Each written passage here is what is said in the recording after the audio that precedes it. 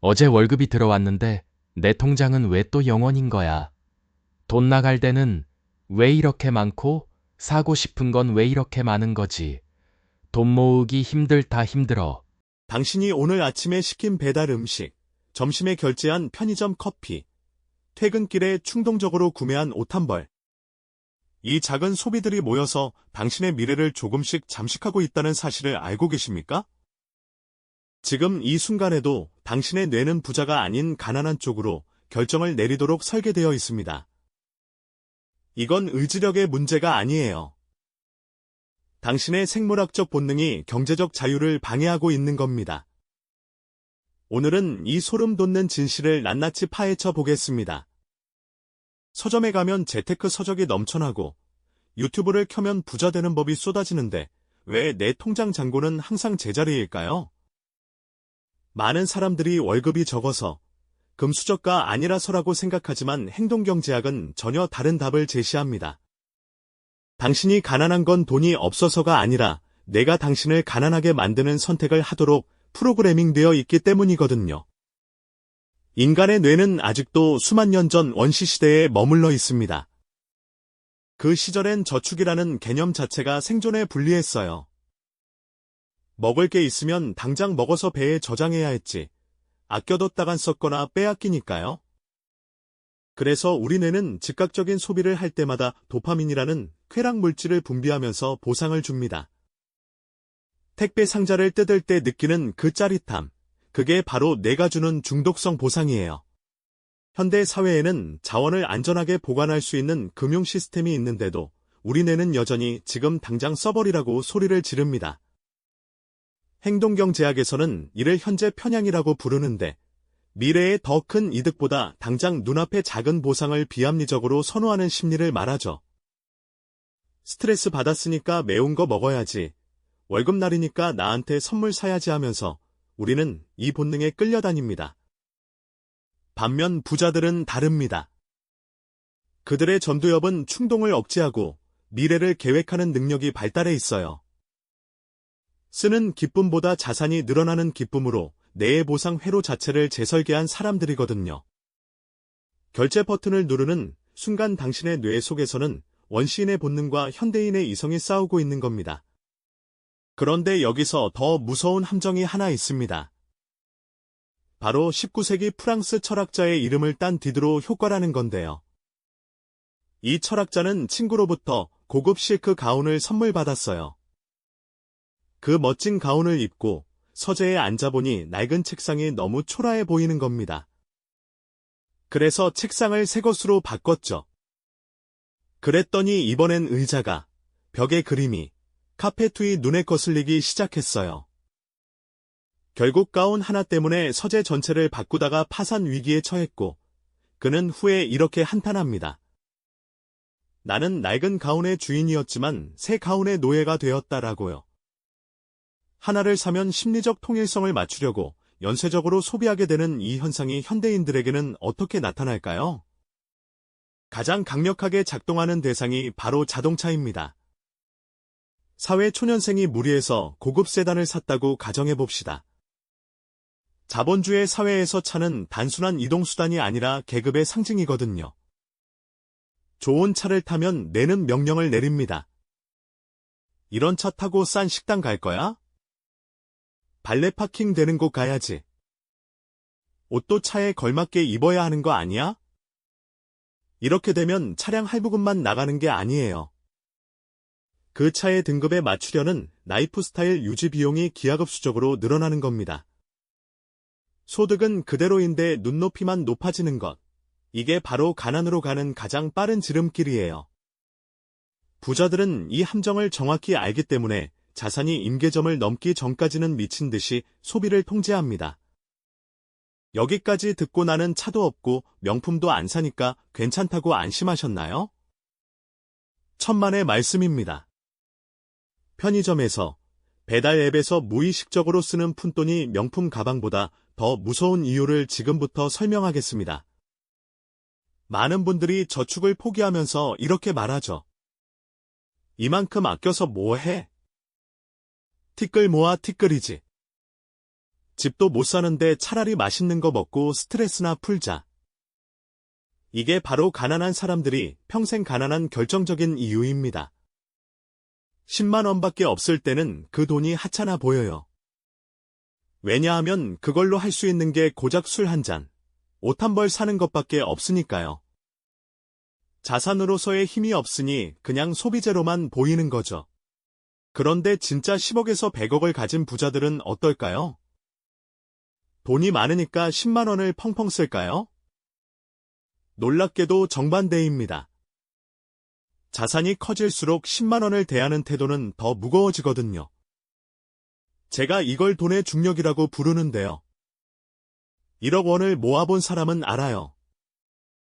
그 거대한 성벽 같은 1억이 사실은 매달 악착같이 모은 10만 원, 50만 원이라는 작은 벽돌들이 하나하나 쌓여서 만들어졌다는 거려. 그래서 그들은 10만 원을 함부로 쓰지 못합니다. 그 돈 하나를 빼는 순간 1억이라는 성벽의 균열이 생긴다는 걸 본능적으로 알기 때문이에요. 가난한 사람은 10만 원을 사라질 푼돈으로 보고, 부자는 10만 원을 거대한 자산을 떠받치는 기둥으로 봅니다. 그럼 관점을 완전히 바꿔보겠습니다. 가난한 사람들은 돈을 쓰는 대상으로 보는 반면, 부자들은 돈을 나를 위해 일하는 직원으로 봅니다. 이게 핵심이에요. 상상해보세요. 여러분이 사장인데 어렵게 채용한 유능한 직원한테 너는 일하지 말고 내 지갑에 있다가 술집 가서 사라져라고 한다면 회사가 망하지 않겠습니까? 종자돈 1억을 모은다는 건 단순히 숫자의 문제가 아니에요. 아주 유능한 정예부대 한 개 중대를 창설하는 겁니다. 1억을 연 5%로 굴리면 첫 해에만 500만 원, 월 40만 원 정도의 이자 소득이 생겨요. 그리고 시간이 지날수록 이자에 이자가 붙는 복리로 불어나죠. 이 돈은 당신이 잠잘 때도, 아파서 누워있을 때도 쉬지 않고 일해서 벌어오는 돈입니다. 경제학 용어로는 이걸 자본소득이라고 하는데요. 내 몸을 써서 버는 노동소득이 나를 위해 일하는 자본소득으로 바뀌는 순간, 부자들은 바로 이 순간을 위해 미친 듯이 돈을 모으는 겁니다. 여러분이 지금 습관적으로 마시는 5,000원짜리 커피, 그거 단순한 커피가 아니에요. 미래의 여러분을 위해 자본소득을 만들어줄 5,000원짜리 신입사원을 해고하는 거나 마찬가지거든요. 물론 마실 수 있습니다. 하지만 적어도 내가 쓰는 이 돈이 내 미래의 자유와 맞바꾸는 기회비용이라는 건 알고 써야 한다는 겁니다.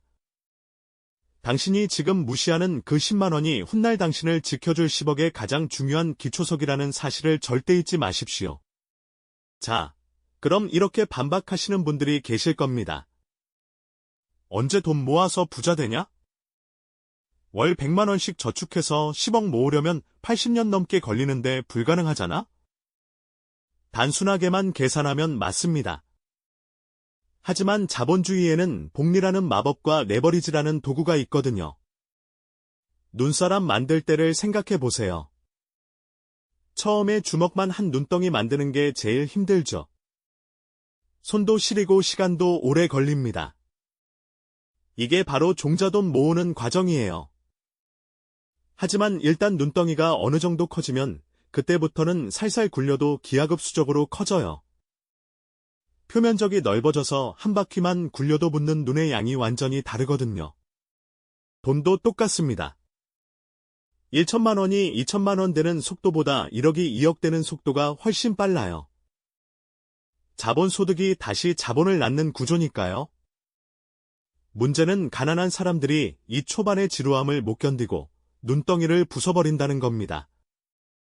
작은 돈을 무시하는 사람에게 큰 돈은 절대로 머물지 않아요. 작은 돈의 소중함을 알게 되면 그때부터 진짜 마법이 시작되는 거죠. 부자가 되는 공식은 사실 간단합니다.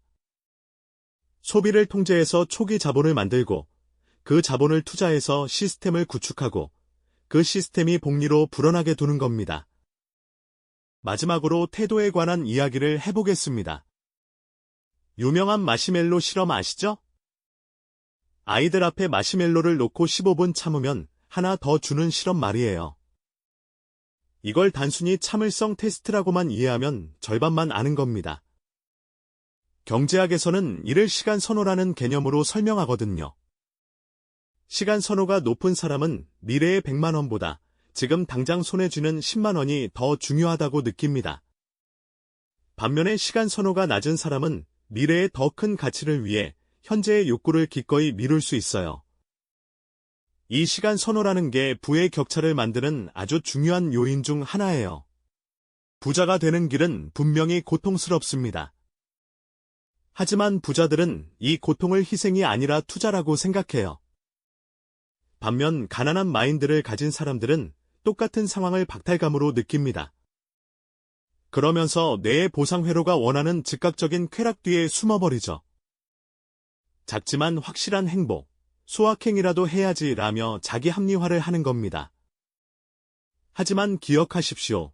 내가 원하는 즉각적인 보상에만 집착하면 결국 장기적으로 경제적 자유를 완전히 잃게 될 거예요. 지금 당장에 5천 원을 아끼는 게 인색한 게 아니라 미래의 500만 원을 선택하는 지혜로운 결정이라는 걸 깨달아야 합니다. 정리하겠습니다. 디드로 효과를 경계하고 물건이 당신의 주인이 되게 하지 마세요.